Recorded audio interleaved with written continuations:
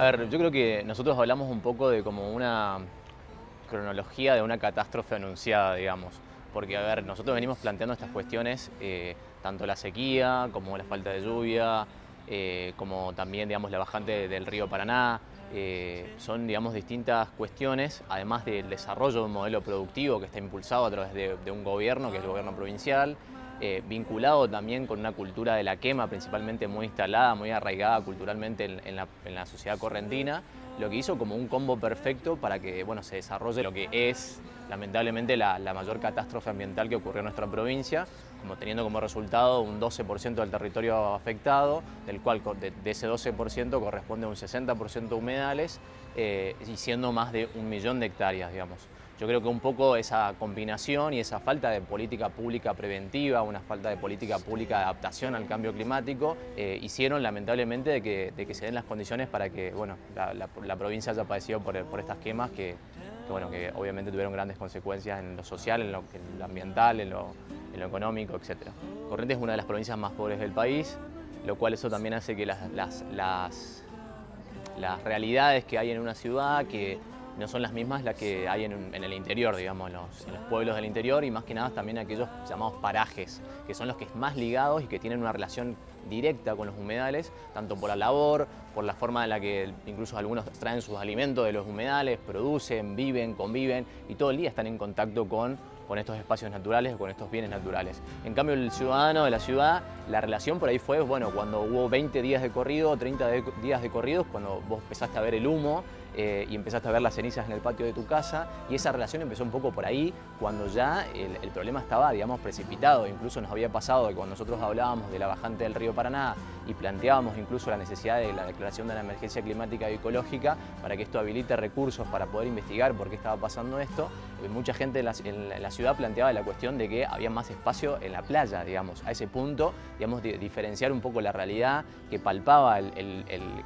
de Corrientes capital con alguien del interior, ¿no? Con mucha diferencia y con visiones absolutamente distintas. Desde el principio de la problemática con el tema de las quemas, la sociedad civil fue la que se puso al hombro y fue como la protagonista, por así decirlo, claramente junto con los bomberos, en abastecer, y obviamente el principio era poder solucionar, digamos, el tema de las quemas y apagar el incendio.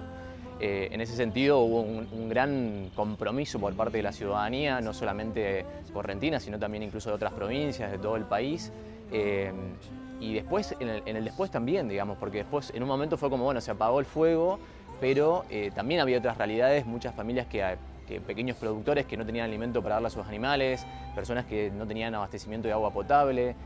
No se trataba solamente de la cuestión de la quema, sino que había otras problemáticas que estaban relacionadas justamente con los recursos, con los bienes que habían sido afectados, y que obviamente afectaba principalmente a los sectores más vulnerables y más alejados también de la ciudad y de estos parajes que yo comentaba anteriormente. Y después, ¿quiénes deberían hacerse cargo? Y justamente los que estuvieron ausentes desde el principio, digamos, los que fueron negando hace 2 años atrás, cuando ya se quemaron también, en su momento cuando se habían quemado el delta también acá en esta zona.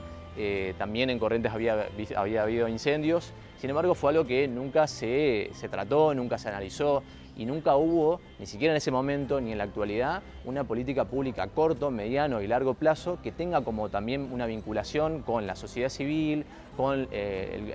investigadores, con el CONICET, etc. Y la verdad que hasta el día de hoy no hay un plan de restauración, no hay un plan de contingencia, no hay un plan preventivo incluso también, y sobre todas las cosas hay un incumplimiento porque normativas y leyes hay un montón, la ley de manejo del fuego, bueno, también hay un montón de normativas provinciales en las cuales ni siquiera se abordó la problemática, ni siquiera se dio explicaciones, digamos, al respecto, y lamentablemente al día de hoy padecimos la quema de 1.000.000 de hectáreas, pero no hay un solo responsable, ni tanto político, ni siquiera tampoco un vecino o un ciudadano que haya incendiado, digamos, haya provocado algún tipo de incendio. Entonces eso refleja claramente insisto, como una especie de negacionismo a la problemática, y a pesar de todo lo que haya pasado, es como que no pasó nada, básicamente. Hubo en un momento en el que, bueno, vos ibas por la ruta y veías un montón de animales que eran, digamos, pisados por los autos, animales escapando, digamos, de su propio territorio. Podías encontrar, no sé, en un charco de agua, no sé, 10, 20 yacarés, que era el único espacio donde podían vivir y estar en ese momento.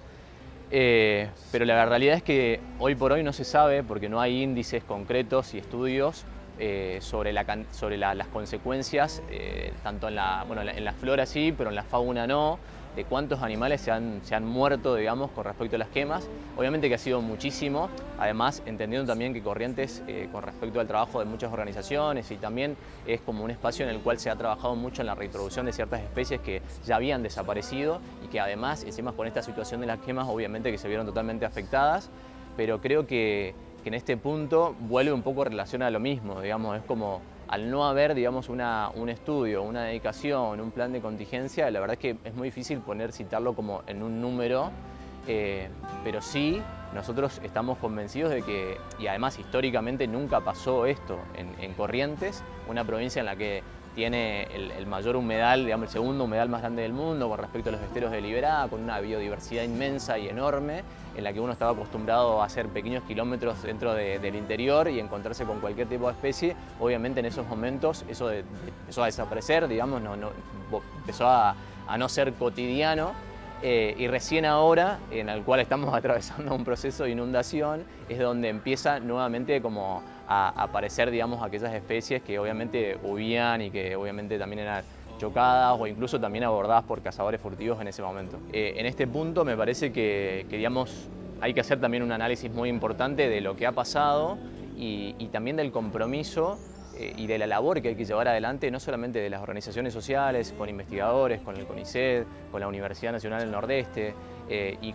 justamente con el gobierno también, reclamando que se lleve adelante las cosas que se tienen que llevar adelante, porque ahí es lo loco y lo raro cuando a uno le genera mucha impotencia y mucha bronca, porque muchas veces se sabe las medidas que se tienen que tomar, están los recursos disponibles para poder hacerlo, pero sin embargo no se lo hace. Entonces cuando vos decís ahí es como, che, ¿de qué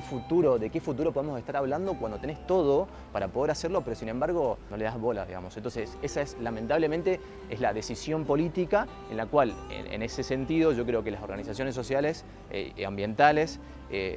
jugamos un rol importante, pero siempre, digamos, tendiendo a ejercer presión, en el buen sentido de la palabra, y ejerciendo, digamos, como la presión de la sociedad civil para que esas decisiones se tomen. Y bueno, y eso, creo que un poco va por ese lado. Hay como una cuestión de esa disputa de poder, digamos, en la que me parece que también las juventudes tenemos que empezar, digamos, a tratar de ocupar espacios también de poder, porque si no, digamos, nada, deciden sobre nuestro futuro, pero sin empatizar, digamos, y sin llevar adelante, digamos, justamente soluciones que a nosotros nos preocupan y nos ocupan. Si históricamente fuimos por ese camino y hoy nos damos cuenta que ha tenido estas consecuencias, lo normal sería que por lo menos mínimamente nos los replanteemos y a partir de eso nos planteemos otro modelo productivo en el cual incluya justamente a las generaciones futuras. Me parece que es clave y fundamental y no esas mesas de diálogos que claramente no llegan a nada y que son